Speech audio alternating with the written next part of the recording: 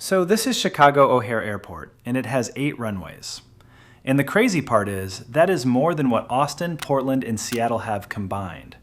It is literally the airport with the most runways anywhere in the world. But here is what does not make sense. Dubai actually handles more passengers than Chicago, and it does that on just 2 runways. London Heathrow moves 84 million passengers a year, also on 2. So why on earth does Chicago need 8? So most people would assume that more passengers just means you need more runways, right? Like bigger airport, more people, more runways. But that is actually wrong. Dubai handled 92 million passengers last year on 2 runways, while Chicago handled 80 million on 8. So Dubai is literally moving more people with a quarter of the runways, which sounds impossible until you understand one thing. It is not about how many people use an airport. It is about how many planes use an airport. And those are 2 very different numbers. So let me break it down. An Emirates A380, that double-decker giant, carries over 500 passengers in a single flight. A Boeing 737, which is the most common plane you will see at O'Hare, carries about 160. And then you have regional jets, the smaller ones connecting cities across the Midwest, and those carry about 70 people. So if you think about it, one A380 landing at Dubai is the equivalent of 3 737s landing at Chicago, or 7 regional jets. Same passengers, but a wildly different number of planes that all need to touch the runway. And every single one of those landings takes up the same amount of runway time regardless of how big the plane is. Chicago needs more runways not because more people fly through it, but because way more planes fly through it. Okay, so that explains why O'Hare needs more runways than Dubai, but it still does not explain why it needs 8. So let us get into the actual history of this airport, because it is kind of wild. O'Hare actually started as a World War II factory. Douglas Aircraft was building military transport planes here at a site that was originally called Orchard Place, and the airfield they used to fly the planes out eventually became the bones of the airport. And fun fact, that original name is actually why Chicago's airport code is ORD. It has nothing to do with O'Hare. The airport was later renamed after Butch O'Hare, a Navy pilot who became the first naval aviator to receive the Medal of Honor in World War II, but the code stuck. Now here's the thing. O'Hare was not even Chicago's main airport at first. That was Midway, which at its peak was actually nicknamed the busiest square mile in the world. But when jet aircraft arrived in the late 1950s, Midway had a problem. It is literally 1 square mile surrounded by neighborhoods, and its runways were just too short for the new Boeing 707s and DC-8s. Airlines could not operate jets there, so they moved to O'Hare, and almost overnight O'Hare became the city's primary airport. And as traffic kept growing, Chicago just kept adding runways. By the 1980s, O'Hare had 7 of them, and they were pointing in all kinds of different directions. And the logic behind that was pretty simple. Chicago's weather is brutal and unpredictable. Winds can shift really fast. So they built runways at multiple angles so that no matter which direction the wind was blowing, there would always be a runway facing into it. And that is important because planes need to take off and land into the wind. That is just the basic rule of how aviation works. But almost all of those runways crossed each other. And the problem with intersecting runways is that you cannot use them at the same time. If a plane is landing on one runway, any runway that crosses it is automatically blocked.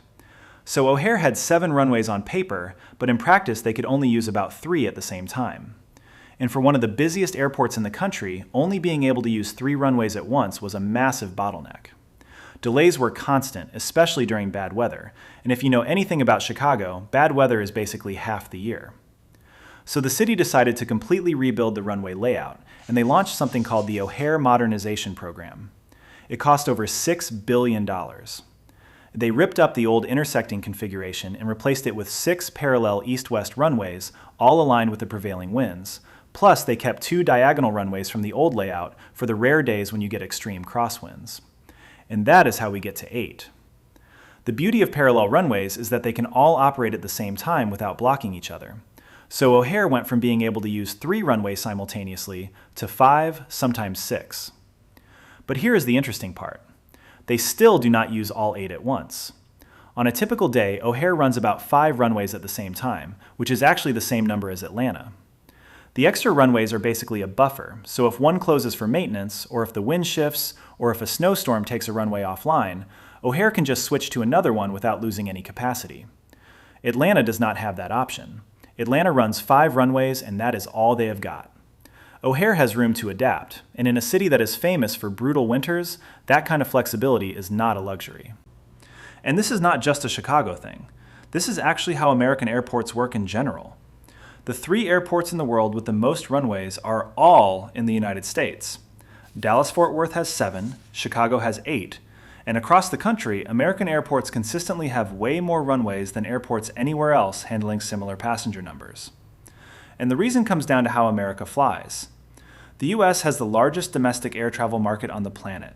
It is a massive country, the cities are spread far apart, and between most of them there is just no high-speed rail option.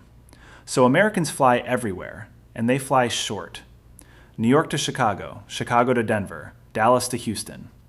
Thousands of short domestic routes every single day, and almost all of them are on narrow-body planes and small regional jets. And O'Hare sits right in the middle of all of it. It is a major connecting hub.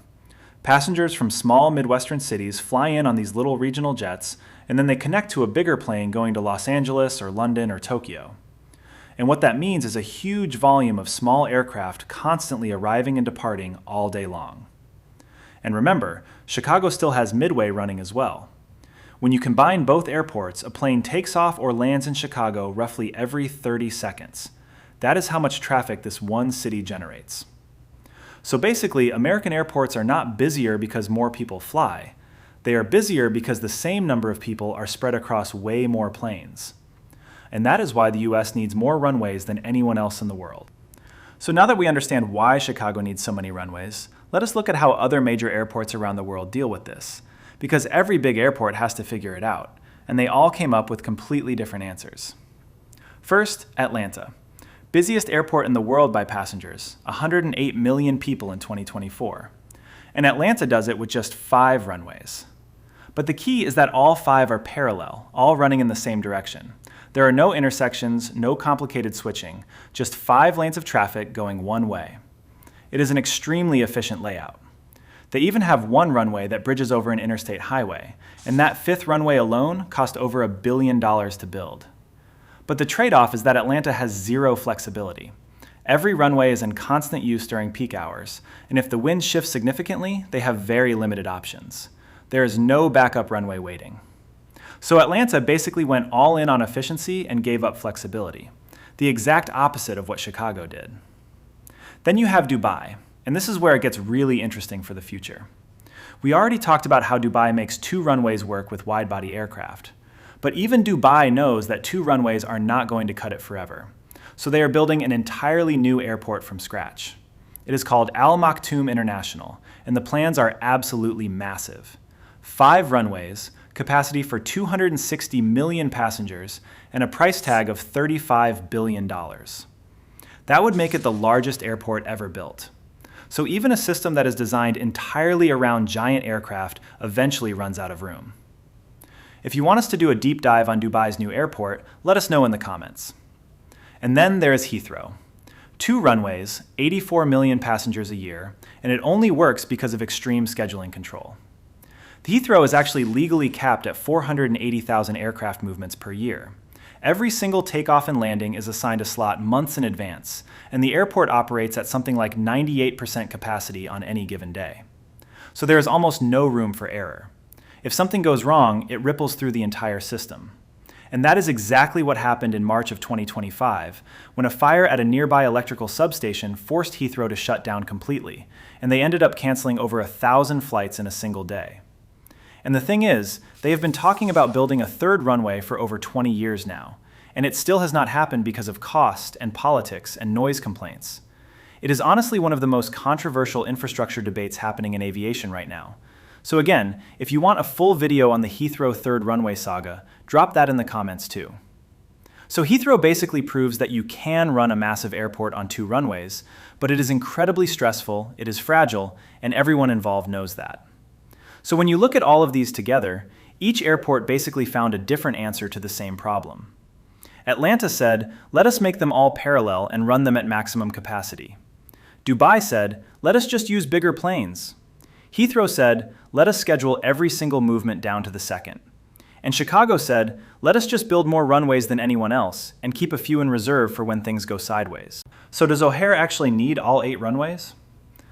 Honestly, 7 would probably get the job done. One of the diagonal ones is rarely used anyway, and on most days 5 is more than enough. But the thing is, Chicago does not build airports for most days. It builds them for the worst days. The days when the wind shifts in the middle of the afternoon, or when snow shuts down a runway without warning, or when 776,000 planes a year have to keep moving no matter what is happening outside. The number of runways at an airport does not tell you how many people fly through it. It tells you what kind of flying happens there. And at Ohare, you have got a lot of small planes moving a lot of people through a city with very unpredictable weather. Having 8 runways is not overkill. It is just the cost of keeping that whole system running.